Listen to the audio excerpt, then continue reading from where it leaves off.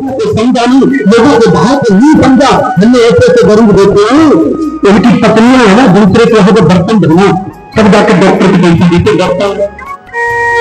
वकीलों को ऐसे ऐसे जब लोग होते वहां करके कर लो, अपन कर लो, आज शक्ति मिली है, आज समर्थ बना है, अगले जन्म में गंगा के किनारे तुमको बैठना पड़ेगा। कोकिल पुष्प जी महाराज के द्वारा भागवत कथा का वाचन किया जा रहा है। भागवत कथा के प्रेरक प्रसंगों का यहाँ पर वर्णन हो रहा है और हजारों श्रद्धालुओं में पहुंचकर धर्म लाभ ले रहे हैं। इस कथा के जो आयोजक हैं शिवरे परिवार और अन्य सदस्यगण सहयोगीगण, उनसे हम आपको रूबरू कराएंगे। कथा के आयोजक गोपाल शिवरे जी इस वक्त हमारे साथ मौजूद हैं और हम उनसे जानना चाहेंगे कि वैसे तो निश्चित रूप से वे धार्मिक आयोजनों में हमेशा इस तरह से बढ़ चढ़कर हिस्सा लेते रहते हैं, धार्मिक आयोजन हमेशा कराते रहते हैं। वर्तमान में जो भगवत जी का आयोजन हो रहा है, इसकी प्रेरणा आपको कहाँ से मिली? हमारे पिताजी जो है चाहते थे भागवत कथा अपने जीवन में कराते रहना चाहिए। एक बार 25 साल पहले कराई थी हमने और उसके हमारे फादर अगले साल गुजर गए। इच्छा थी सब लोगों ने सुनवाने के लिए पंडित जी को आयोजन के लिए रखा गया, बुलाया गया। क्या उद्देश्य क्या है इस कथा को करवाने? उद्देश्य का ये है कि सारे समाज में एक अच्छी वो जाए भागवत होने का, कि इसमें जो है सबको ज्ञान कल्याण के लिए कल्याण की भावना से ये आयोजन हो रहा है। 20 साल पहले भी करा चुके हैं, आगे इस तरह के ये आयोजन द्वारा होते रहेंगे। पूर्व वरिष्ठ पुलिस ऑफिसर अनिल सिंघल जी इस वक्त हमारे साथ मौजूद हैं। आप भी इस भागवत कथा के आयोजन में धर्म लाभ ले रहे हैं। सिंघल जी, वर्तमान परिवेश में भागवत कथाओं का कितना प्रासंगिक मानते हैं आप? वर्तमान परिवेश में भागवत कथाओं को कितना प्रासंगिक मानते हैं? प्रासंगिक तो पूरी तरह से है। ऐसे धार्मिक आयोजनों से अपने अंदर जो बुरी सोच होती है वो वास हो जाती है और जो गलतियाँ उनको बस सुधारने के प्रयास करते हैं।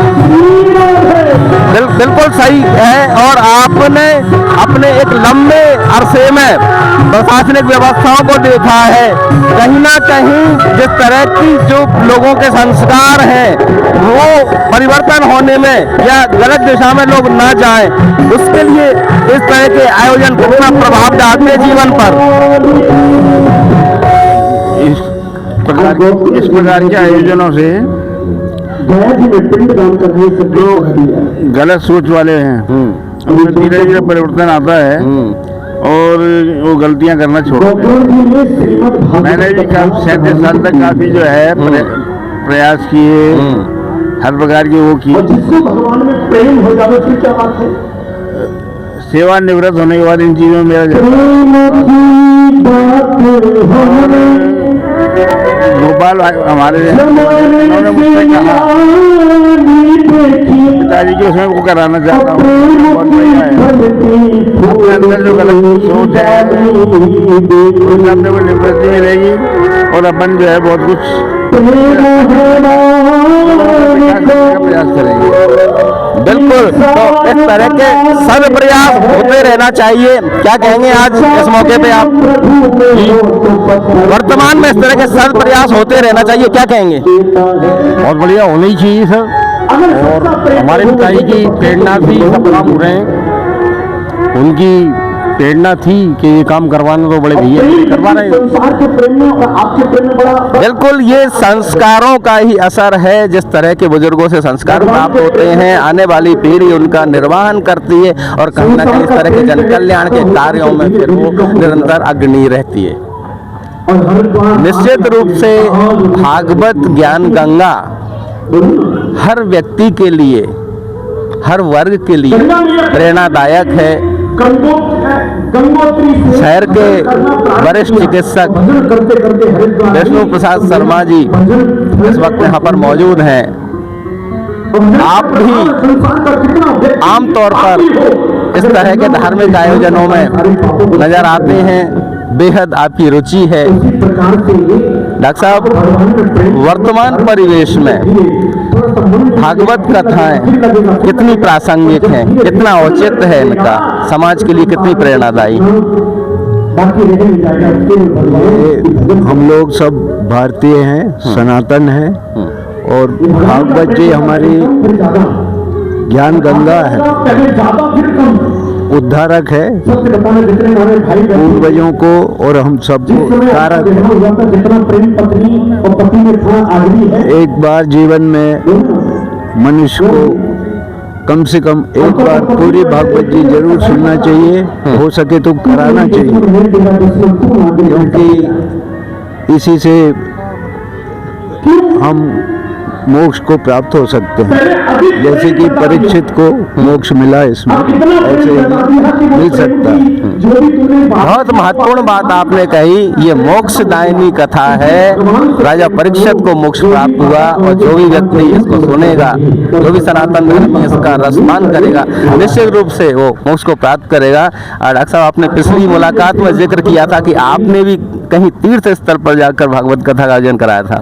जी, मैंने 2013 में नैमिषारण्य में परम पूजनीय गुरुजी महामंडलेश्वर चारधाम पीठाधीश्वर उज्जैन से के श्रीमुख से भागवत जी कराने का मेरे को सौभाग्य प्राप्त हुआ था। उस समय मैंने भागवत जी का मुख्य यजमान होकर भागवत जी कराई थी। बिल्कुल, ऐसे लोगों के लिए क्या संदेश देना चाहेंगे जो अपनी व्यावसायिकता के कारण व्यस्तता का बहाना करके कहीं ना कहीं धार्मिक आयोजनों से दूरी बनाए रहते हैं? देखिए, ये तो कर्म करना मनुष्य का फर्ज है, करना ही पड़ेगा। आपको परिवार का पालन करना है तो कर्म करना पड़ेगा। उसमें से भी अगर आप समय निकाल सकें, कहा भी है एक घड़ी आधी घड़ी आधी में बुनियाद, तुलसी संगत साथी भरत कोटि अपराध। बहुत बढ़िया सार्थक संदेश डॉक्टर साहब आपकी ओर से। निश्चित रूप से युवा पीढ़ी इसे कहीं ना कहीं आपके संदेश को पाकर अपने जीवन में चरितार्थ करने का प्रयास करेगी।